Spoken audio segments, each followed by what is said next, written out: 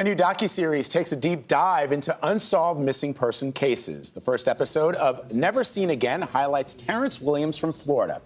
He was last seen getting into a sheriff's deputy's cruiser in 2004. That deputy was fired for lying about his interaction with Williams, but has never been charged. And now Williams' family is getting help in their fight for answers from filmmaker Tyler Perry. I just wish people would take a moment and just imagine somebody you love disappears, just ripped away from you with no answers. I came across this story and I was shocked and outraged. I immediately thought, what can I do to help? Terrence said that he was on his way to a party. The next day came, I hadn't heard from him. I was in pieces because I knew something was wrong. My family back home called around every place that they could think of. They started calling the tow companies. They found that the car was picked up at the Naples Memorial Garden Cemetery. I went to the cemetery and I spoke with the workers there, and they told me that a cop put him in the back of his cruiser and drove away with him. And by the accounts of the people that worked at the cemetery, they claimed that Deputy Stephen Calkins put him in the back of the car. Dispatchers called Deputy Calkins to ask if he remembered towing Terrence Williams' vehicle. Hello? Steve? Yeah? You towed a car Monday, a Cadillac, do you remember it? No. As time went on, he came up with more specific details. On January 12, 2004, while on patrol, this officer observed an older model, white Cadillac. The deputy said that Terrence was having some sort of car trouble. I yelled to the driver if he was having trouble, and he said yes. And he asked me if I could please give him a ride. And then you start to question, what the hell happened after Calkins put this guy in his car? I received a phone call from the Mexican consulate, and I'm going, oh my God, they found my baby, they found my baby. They were calling me to let me know that there was a young man, Felipe Santos, missing. He disappeared 3 months before Terrence disappeared. And the last person that he was with was the same Deputy Stephen Calkins. I remember just having a chill go down my spine because it didn't really even seem real that these two young men had gone missing in the same way. If this is a coincidence, and he is the most unlucky man in the world. Why are you pushing me so hard? Because there's a mother who wants to know her child. Well, I understand. It's also 17 years later. I'm trying to remember as much as I can here. I don't feel like I have the bandwidth to fight for anybody else until I get answers for Marcia and the Santos family. And Tyler Perry is here with us now to talk about it. He is the executive producer of the premiere episodes of Never Seen Again, which you can stream now on our streaming service, Paramount Plus. Tyler, thanks so much for being with us. Oh, it's my pleasure. Thanks for having me.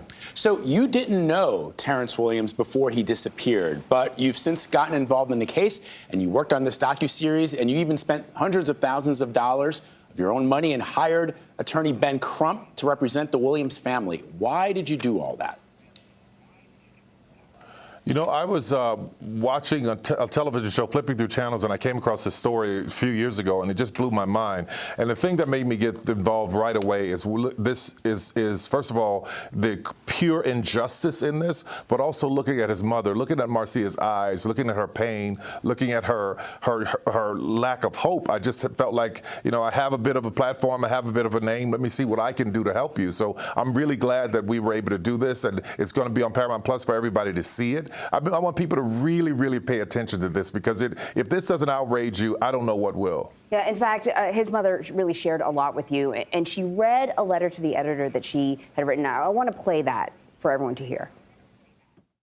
We miss him terribly.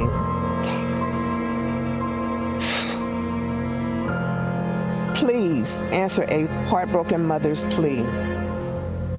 You know what kind of got me about the first two episodes, Tyler, is how ordinary of a day it was. How sort of blasé everyone is acting, with the exception of the families, about what has happened here. And you have one man, and when people watch the series, they'll see that there are other men, too, that have disappeared without a trace. It is outrageous. And everyone who can do anything about it is acting like it happens every day, acting like it's ordinary. Yeah, and unfortunately, it is ordinary for a lot of people. This happens every day. However, if you have one person who puts this two people in the car, says that he drops them off at the same location, he's a deputy that's sworn to protect and to serve, and both those men disappear. There's no evidence from the convenience stores that he dropped them off. The people who worked in the convenience stores never saw him drop these men off, and yet he walks around free. He never faces any charges. He's never brought to justice for it. It's something insane that takes me back to Emmett Till being pulled out of the bed at 14 years old, and his parents, his mother Mamie, looking for him, wondering where he is. Here we are in 2004 when this happened, and it's still the exact same situation. Yeah, Tyler and Anne-Marie has heard me talk about this. When I was a journalism student, I did a story on the 40th anniversary of the Central Park jogger, but I focused on the number of women who were brutally assaulted and raped the same week that Trisha Miley was. There were 5 women of color in New York City who suffered, in some cases, worse injuries than the Central Park jogger. And there was nary a tiny bit of coverage about these individuals. And I titled the piece, "Do You Know Their Names?" And that's what I thought of when I watched this series, Tyler. I had never heard of Terrence Williams before. I know Natalie Holloway. I know John Benet Ramsey. I don't know Terrence Williams. Why do you think that is in your estimation? Well, unfortunately, I remember talking to a very prominent journalist, and I first went to him a few years ago and I asked, can you help me get some attention here? And he said, your victims aren't sympathetic, which meant Felipe Santos is a Mexican immigrant, undocumented, and Terrence had child support issues being a young man trying to grow up and take care of his kids. So he had arrest issues around his child support. So that made them not sympathetic. Unfortunately, a lot of times in this country, if you're not blue-eyed and blonde, then your story or you disappearing, it does not get the attention at all. And to think that these men's lives had no value because of circumstances beyond their control, it breaks my heart. It devastates me because I could have been Terrence. I grew up in New Orleans with nothing. I dealt with police often. That could have been me. So Marcia could have been my mother. So that's where the fight is. But I completely understand what you're saying, Vlad. I get it 100%. So where do things stand with the case now? Where it stands right now is absolutely nowhere. It stands nowhere. Nothing's been done, and he's still free. He's living his life in Iowa, and for the last 17 years or so.